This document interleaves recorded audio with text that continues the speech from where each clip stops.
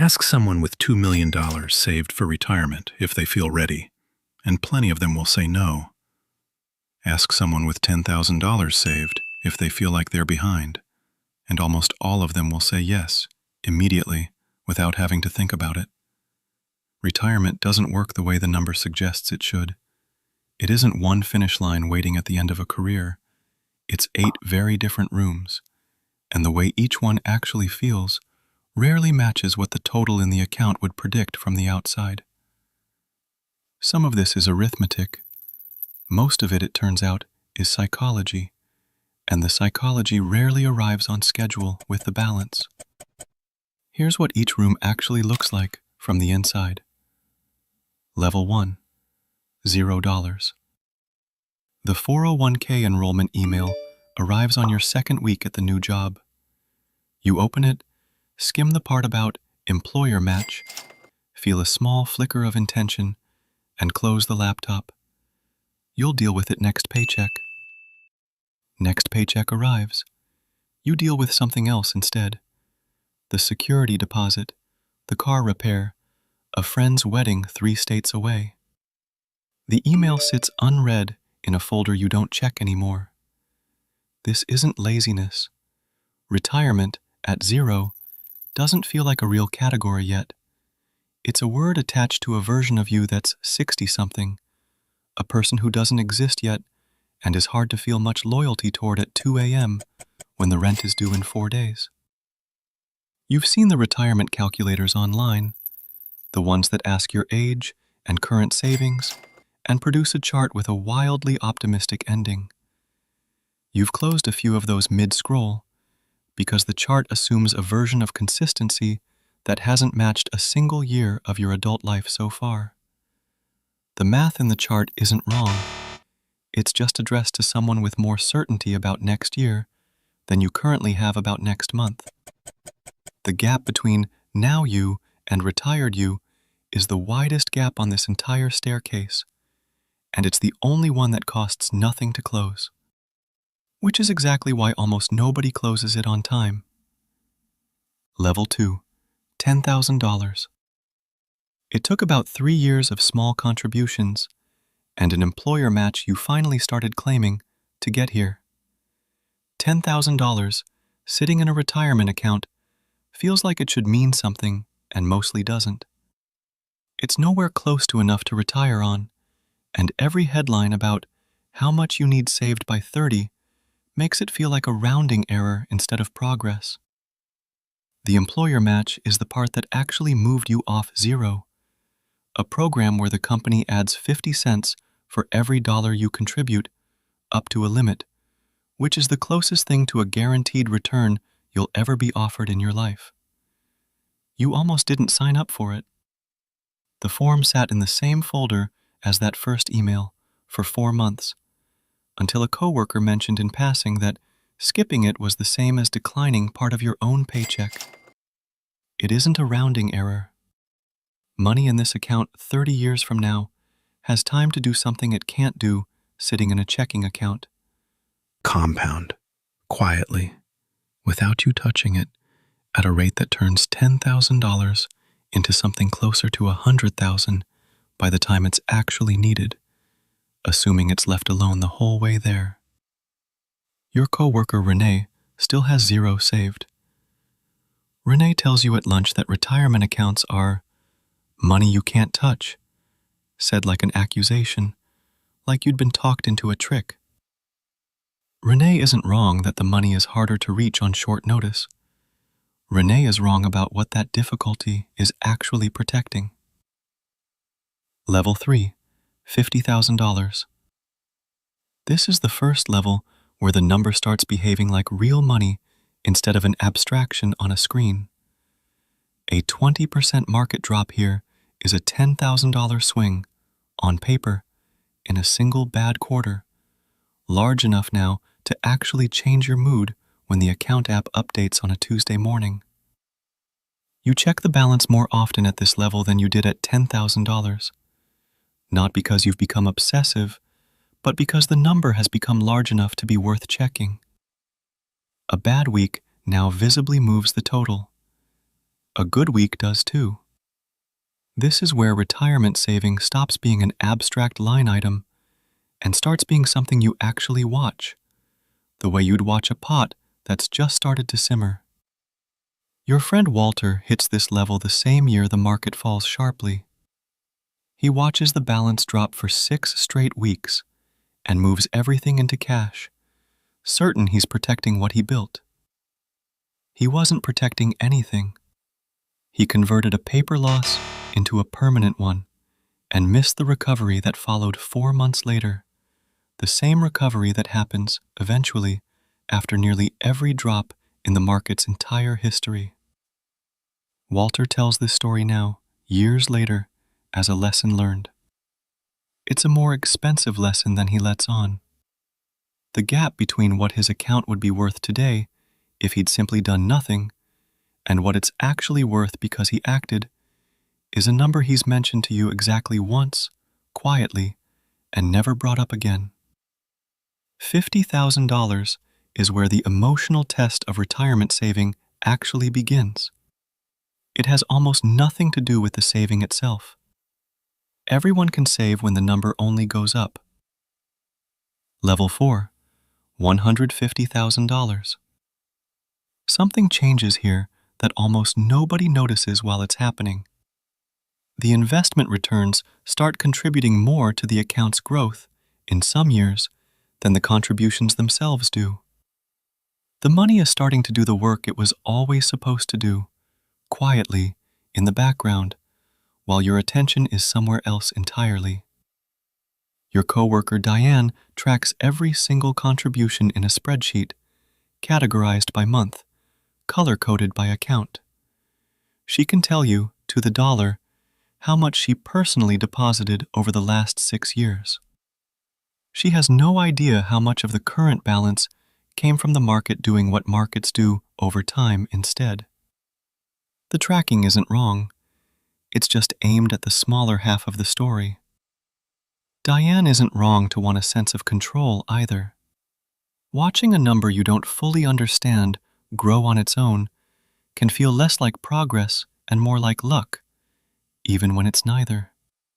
It's just math, running quietly, on schedule, whether anyone is tracking it in a spreadsheet or not. At $150,000, the account has started pulling its own weight. Most people don't feel this happen. They just notice, one good year, that the market added more than their entire annual contribution did. By now, a shape should be visible. At $0, the gap was purely about starting. By $150,000, it's about noticing. Noticing that the account has quietly stopped needing you as much as it used to, and that almost nobody adjusts their Nation to match. Level 5, $400,000. This is where the searching starts in earnest. How much do I actually need to retire? Typed into a search bar at 11 p.m. for the 3rd time this year. The common rule of thumb says $400,000 supports about $16,000 a year in safe withdrawals, which is an honest number, and also, for most people's actual expenses, not close to enough on its own. What the articles rarely mention is that $400,000 was never supposed to stand alone. Social Security, a pension, if there is one, a paid-off house. The number was always meant to be one leg of a chair, not the entire chair by itself. Curtis and his wife hit this level in their 40s and read every article as if $400,000 were the whole answer, then feel, by their own description, like failures measuring one leg against a chair's full weight. The math at this level isn't the problem. The comparison set is. Nobody at $400,000 is failing. They're just measuring themselves against a number built for headlines instead of a household. Curtis mentions the figure to his own father one Sunday, almost apologetically, like a confession. His father, who retired on a pension and a paid-off house, worth a fraction of what $400,000 could buy today, doesn't understand why Curtis sounds ashamed of a number that would have solved every financial worry his father ever had. Level 6, $1 million. The number everyone's been aiming at the whole time. You'd expect it to feel like something specific, a threshold crossed, a door opening. Mostly it doesn't. The same 4% rule says $1 million supports about $40,000 a year indefinitely, which is a real and useful amount of money, and also, for a lot of households, close to what they're already spending, which means the number that was supposed to feel like arrival mostly feels like relief with an asterisk attached to it. There's a specific gap most people don't calculate until they're standing inside it. The years between an early retirement and the age Medicare starts, when healthcare has to be purchased directly at a price that can eat a meaningful slice of that $40,000 a year on its own. The $1 million didn't account for this the way the headline made it sound like it would. Your friend Faye hits 7 figures and expects, for about a week, to feel like a different category of person. She doesn't. She still checks the price of gas. She still hesitates slightly before the second glass of wine at dinner. The exact same hesitation she had at $50,000, just orbiting a bigger number now. $1 million is real. It's also just a number on the way to the number that actually changes anything, and almost nobody tells you that part in advance. By now the shape of this whole staircase should be visible. The money never once behaved the way the number alone would suggest. What changed at every level wasn't just the balance, it was which problem the account was actually solving. Whether you'd start at all, whether the market could shake you loose, whether the number could survive a stretch of years no headline ever budgets for. Level 7, $2,500,000. This is where the anxiety for most people finally recedes. $100,000 a year in safe withdrawals covers most lifestyles completely, healthcare included, travel included, without the account balance needing to be checked every time the market has a bad week. Your friend Nate retires early at this level, at 52, and spends the first few months applying his old work habits to nothing in particular. Waking at 6 a.m. out of pure habit, then sitting with coffee and no agenda, the exact schedule he used to protect so fiercely from meetings, now protecting nothing at all. He discovers within about 4 months that the hard part was never the money. The hard part is a Tuesday afternoon with nowhere he has to be and no one expecting him anywhere. Nate solved a math problem that took him 26 years to solve and arrived to find a completely different problem waiting on the other side of it. One no spreadsheet ever warned him was coming. He eventually finds his way into something resembling purpose again, consulting a few hours a week for a nonprofit that couldn't previously afford him. It takes him longer to admit he needed that than it took him to save the $2,500,000 in the first place. Money stops being the binding constraint here. Most people don't find out what the actual binding constraint was until they've already removed the old one. Level 8, $5 million and beyond. The question changes shape entirely at this level.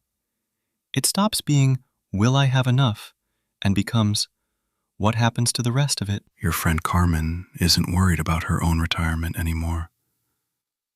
She's worried about her kids. Whether the money she leaves behind gives them a foundation or removes a reason to build one of their own. There's a version of this conversation Carmen has with her estate attorney that never once involves a market return or a withdrawal rate. It involves trusts with conditions attached, ages at which money unlocks, whether a foundation makes more sense than a lump sum handed over all at once. The spreadsheet that used to run her financial life has been replaced by a document that reads more like a will than a budget, because past a certain point, that's what it actually is. This is the quietest level of the 8. Nobody here is searching, how much do I need? They're asking a completely different question, one that has never had a calculator built for it, and probably never will. Carmen's children don't know the exact number yet. She's deliberate about that, the same way she was once deliberate about maxing out a 401k she barely understood in her 20s.